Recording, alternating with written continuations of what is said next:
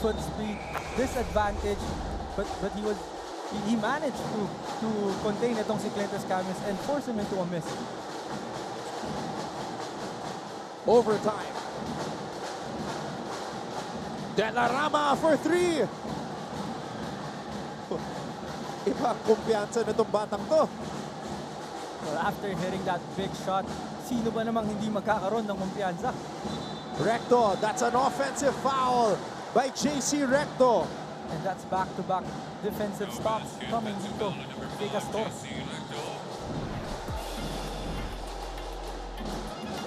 Listen, if Mapua loses this game, Perpetual will finish as the #1 ranked team in Group A. Alright, pakibalita muna tayo kay Bianca Tagarda. Anton and Renzo, you were absolutely right. Maganda ang momentum ng Golden Stags, not just heading into the play-ins, but heading into the overtime of their last eliminations game today. Sabi nga ni Coach Rob Labagala during the huddle, this is nothing special. We just have to master what we did earlier, referring to the run they made in the past minutes. Now let's see if they can finish what they've started this overtime. Anton and Renzo? Linaban na nila eh. Why not go all the way? Umeffort sila para makabalik sa laro. Why not try to finish it? Well, sometimes it's harder to play against a team who has nothing to lose. Bitin. We know Cyrus can hit those shots, but I think that was a little bit too early. And I think hindi naka-posisyon yung paa niya that time. He was a little out of rhythm. Kaya short yung three-pointer niya na yun. The pressure is on.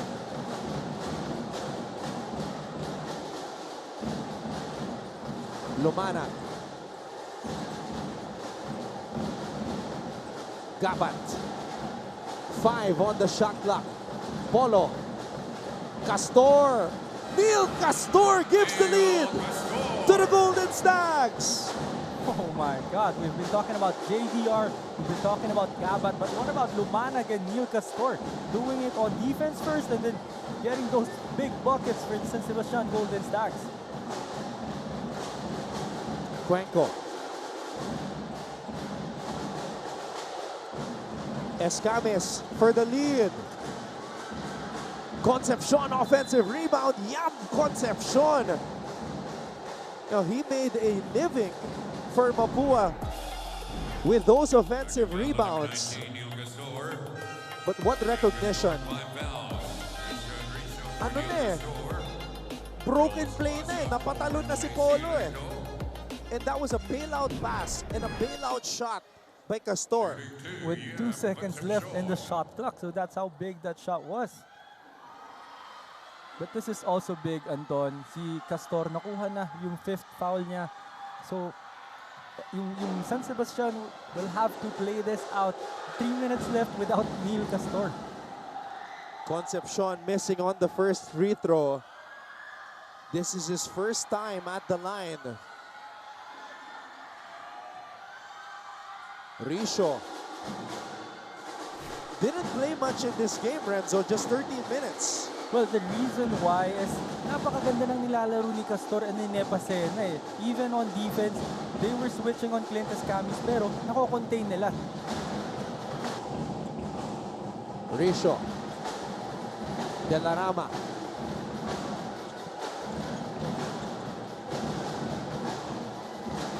Lumana. 5 on the shot clock. Lumanag. Lumanag! Bully ball! Andre Lumanag continues his career performance. What a game for Lumanag. Imagine defending Clint Escamis, the former MVP of this league, and scoring a big bucket against him. Career high 13 points for Andre Lumanag. Escamis. Double team. Concepcion. Sa pass-up. Just in time. Last 2 minutes. We are in the end game now.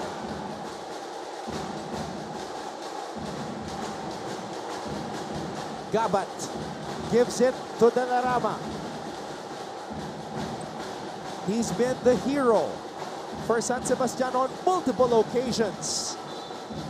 And the ball will stay with the Golden Stags. 1 second. Nakaswerte siya doon, Renzo, because he had nowhere to go.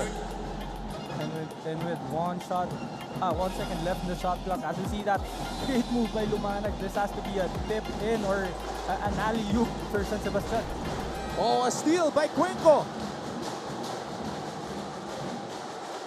Sapasap on the attack. Sapasap, no! Concepcion again! Concepcion loses it.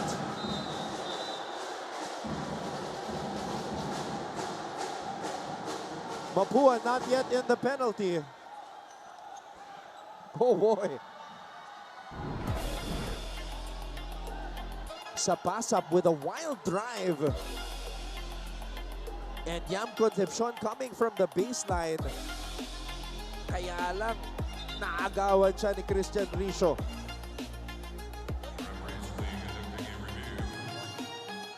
Oh. That's big. There might have been a swing on Christian Richo. But you were right, no? That was a wild drive by Sapasap. He had an open Cuenco on the right corner, who's a great shooter, especially in the clutch, but opted to go all the way for that layup.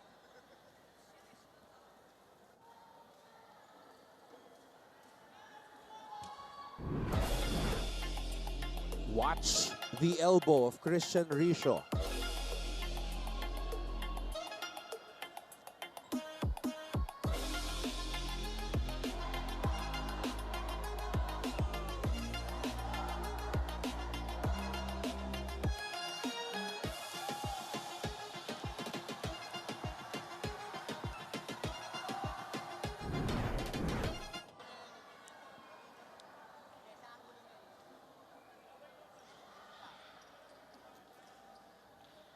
And again, we've been saying it, anything above the shoulders is being reviewed and has been reviewed throughout NCAA Season 101.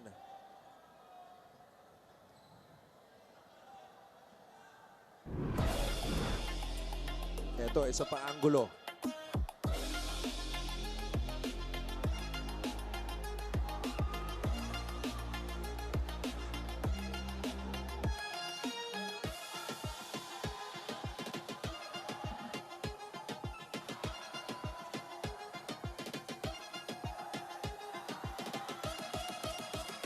Big decision coming up. So there was clearly a hit from Richo, and I think ang nire-review ng officials natin kasi yung offensive guy is entitled to to a certain space, yung cylinder nila. So I think yun yung chine-check nila kung lumabas ba yung siko ni Richo dun sa cylinder niya or nasa loob naman. We have Deputy Commissioner Mark Solano, who's a FIBA technical director and also with the SBP in the background, overseeing things with 1 minute and 19 seconds remaining. Eto na, big decision coming up.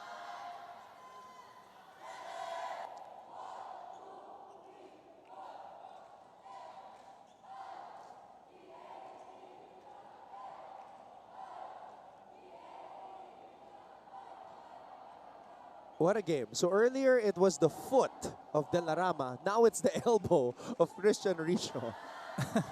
And who would have thought, Anton, na aabot sa ganitong sitwasyon? Oh! And that's a big call. So that's 2 free throws and the ball possession para dito sa Mapua Cardinals. Christian Richo by fouls. And Richo has fouled out.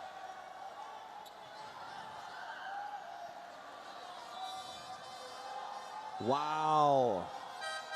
Mark Simonad for Christian Richo. Shooting 2 free throws. Earl Now Sapasap. Mapua has to make their free throws. EJ Sapasap 1 for 2 today.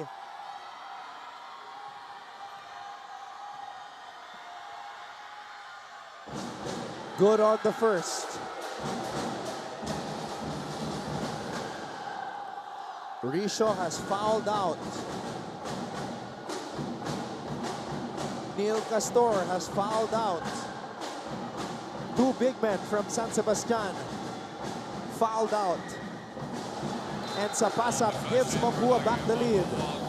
Big free throws galing dito kay Sapasap, and they have possession, so merong chance itong Mapua na gawing two possession game itong laban na to.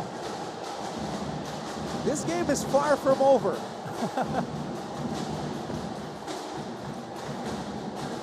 Cuenco. Sapasap. And it's that play again for EJ.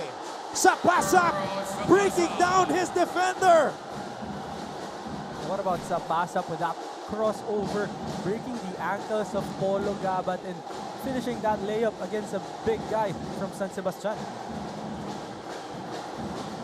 Are they gonna go to JDR? Lumanag. Andre Lumanag! Another unbelievable basket! They just keep on coming. But before that, the crossover and downhill drive by EJ Sapasap, but Andre Lumanag spin move up and under, step through, floater over the center. Puntos para kay Lumanag, a career game. That's just big for Andre Lumanag. We've known him as a defender, like we've been saying, but what about his game today? And we are tied once again, 72 all.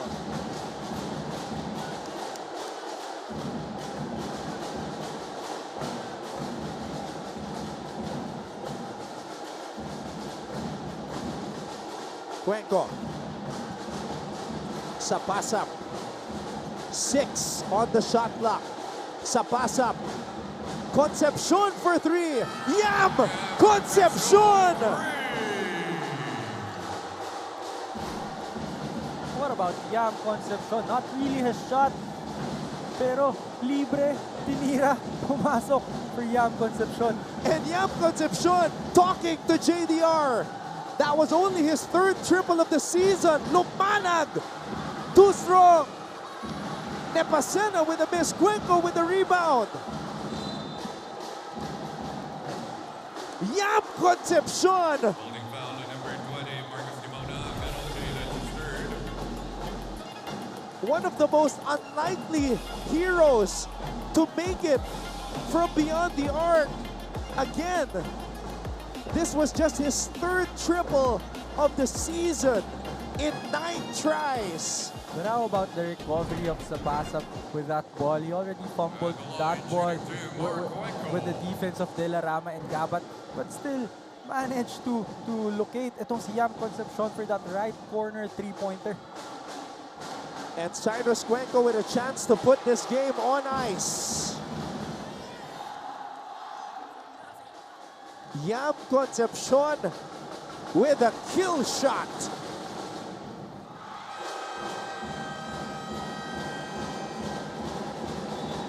And Cyrus Cuenco burying the Golden Stags with those 2 free throws.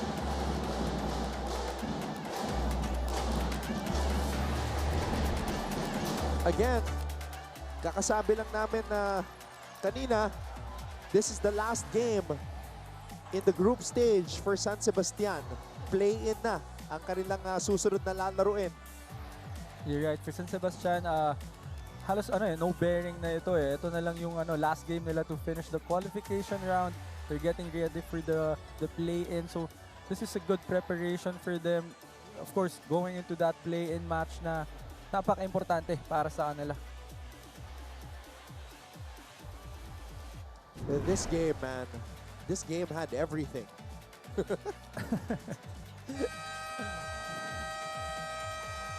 And as we also mentioned earlier, may laro pa yung Mapua. And it's against Arellano. Of course, they're chasing Perpetual. Gusto nila mapantayan yung 8 wins ng Perpetual. Mabigat yung mga kalaban ng Perpetual in their last game. It's LPU. And you know, Coach Gilbert Malabanan and his boys have been playing well as of late.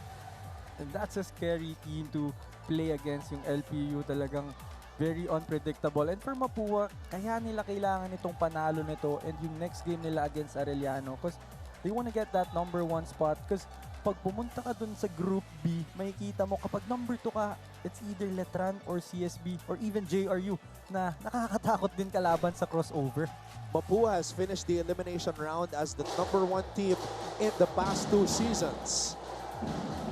And for a while, we thought that that tradition would end. Pero may chance pa.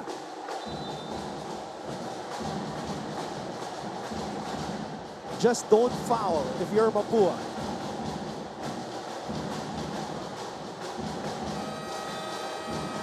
And the defending champions win it. Pinakaba sila. Pinakaba si Coach Randy Alcantara. This is just a great game for both teams, especially for San Sebastian who struggled heavily during that first half.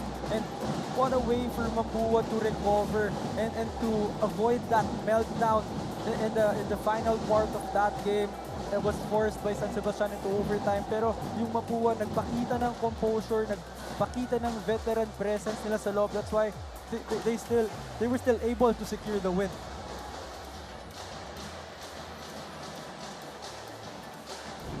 A frustrated Coach Rob Lavagala